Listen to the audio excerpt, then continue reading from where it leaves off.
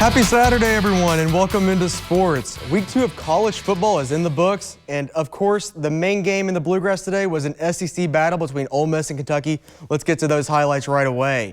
This matchup between these two teams kicked off SEC play this year, with Ole Miss looking to avenge last year's loss at home to the Wildcats. Cats started off hot defensively again as Ole Miss quarterback Austin Simmons throws it up, and safety Ty Bryant picks him off. Bryant returns this one about to the 31-yard line to set the Wildcats up with great field position right away. And just a few plays later, you'll see Zach Calzada hand the ball off to running back Seth McGowan. And just like that, Kentucky takes a 7-0 lead over the Rebels in the first quarter of this one. And you think maybe, hey, might happen again. Very next possession, Austin Simmons drops back again. He overthrows his wideout, and you guessed it, Ty Bryant is in the right place at the right time as he intercepts it again in the first quarter. Kentucky would convert a field goal to go up 10-0. Ole Miss struck back with a touchdown, got it to 10-7, and a few possessions later, quarterback Austin Simmons trucks it down to the 1-yard line. The Rebels would go ahead and punch it in on the next play to go up 14-10, and they would head into the locker room up 17-3 over the Cats. Into the second half we go. Ole Miss dropped a field goal first to go up 20-13. Then Zach Calzada with a deep ball to Jamori Macklin, 44 yards on the air on that one. Macklin gets it down to the 10-yard line. 2 plays later, the ball's handed off to Seth McGowan, and he gets into the end zone for his second score of the game to knot this one up at 20 late in the third quarter.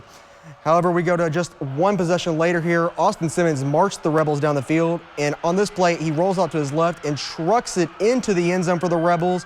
They took a 27-20 lead here, and that ended up being all that they needed. Each team would tack on another field goal in this one, but the Rebels do take down the Cats and avenge their upset loss last year. Kentucky falls to 1-1 and 0-1 in SEC play. Hallie DeVore has more from Kroger Field. Last year, the Wildcats upset the Rebels on their home turf, and this year, Ole Miss gets their revenge. However, this was still a winnable game for Kentucky. Their defense, again, looked really strong tonight. Mark Stoops said in the post-game press conference that this Ole Miss offense is going to score a heck of a lot more than 30 points in their upcoming games. The Wildcats defense held the Rebels to 3 of 13 on third downs. It was the chunk plays that really killed them, and obviously that crucial 4th and 1. You know that going in playing them, that they thrive off of, explosives. And I really think we did a really good job for the majority of plays. And then you take however many explosives they have, and it's the difference in the game. But, that's kind of who they are. I think the play that we mentioned on 4th and 1 really ticks us off because we worked it, and you could have a man on a man there. We covered the flat perfect. There's no excuse. We got to cover the 2 deep balls, and we were just off. And that's a huge play right there. Yeah, frustrating. Because it was something we actually worked that exact formation and play in practice, and thought we had it. In the heat of the battle, and I think that was a huge momentum changer in the game. I think at that moment it felt like we were in, control is probably a strong word, but the guys were comfortable with the pace. They were playing well. They obviously had the 2 turnovers. We had a chance right there to get the ball to the offense on the plus side again if you make that stop. Zach Calzada was under center for the majority of the game, throwing for 149 yards before going out with a shoulder injury.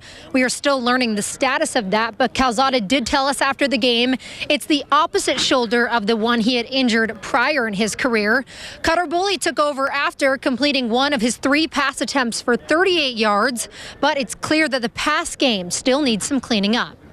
I felt like the timing of some of that, there were some throws that were there. I feel like our vision has to be better at quarterback and get the ball out of his hands, because there were some things that were there. Not easy, not like they weren't going to be contested, but there were some plays where we got to get rid of the ball.